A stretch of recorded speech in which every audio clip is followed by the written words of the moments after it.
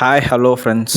Today நம்ம இந்த வீடியோவில் பார்க்க போகிற டாபிக் விஜய் டிவியில் லான்ச் ஆன பிக் பாஸ் சீசன் 9 பற்றி தான். ஒன் பை ஒன்னாக எக்ஸ்பிளைன் பண்ணால் வீடியோ லென்த்தாக போயிடும். ஸோ ஷார்ட் அண்ட் ஸ்வீட்டாக முடிக்க பார்க்குறேன். வழக்கம் போல் விஜய் டிவி ப்ராடக்ட்ஸாக கொஞ்சம் பேரை செலக்ட் பண்ணியிருக்காங்க, அதுதான் நடந்திருக்கு.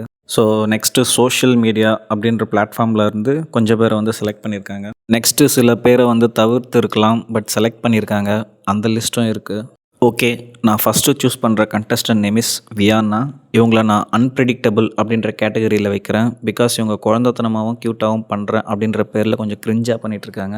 ஸோ இது நாட்கள் போக போக பாசிட்டிவாகவும் போகலாம், இல்லை நெகட்டிவாகவும் போகலாம். பார்க்கவும் கொஞ்சம் அழகாக தான் இருக்காங்க. ஸோ ஹீரோயின் சான்ஸ் கண்டிப்பாக வரதுக்கான வாய்ப்பு இருக்குது, பொறுத்திருந்து பார்ப்போம். Apsara, Praveen, Ramya, Joe, Subiksha and then FJ, இந்த 5 மெம்பர்ஸ்லேருந்து யாருன்னா ஒருத்தர் டைட்டில் வின்னர் அடித்தா I will be happy.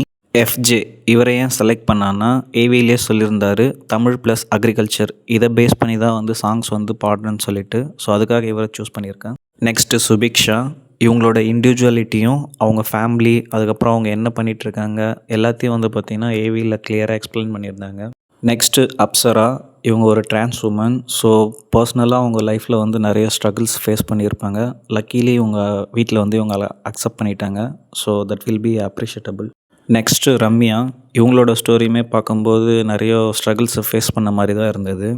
So past எல்லாத்தையுமே மறந்துட்டு ப்ரெசண்ட்டில் நல்லா விளையாடி ஃப்யூச்சரில் பார்த்திங்கனாக்கா நல்லா வளர all the best. Next Praveen. So இவரை ஏன் சூஸ் பண்ணான்னா, இவரோட வில்லத்தனமான ஆக்டிங் எனக்கு பிடிக்கும். ஸோ அதனால் இவர் டைட்டில் வினராக இருந்தால் happy.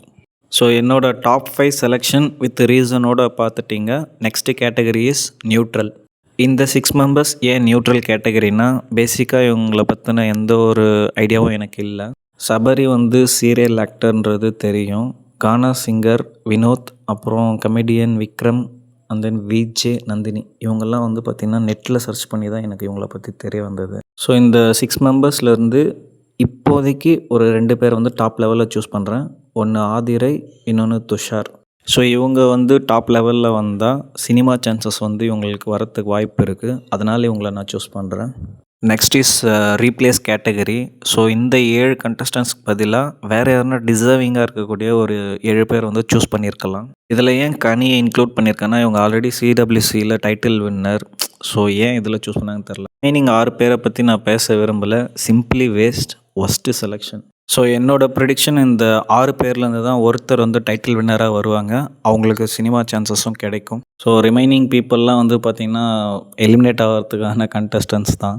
So Bigg Boss season 9ஓட டைட்டில் வின்னர் யார் வருவாங்க, இல்லை உங்களுக்கு பிடிச்ச பிக் பாஸ் கண்டஸ்டன்ட் யாருன்றதை கமெண்ட் செக்ஷனில் சொல்லுங்கள். டாட்டா, பாய் பாய்.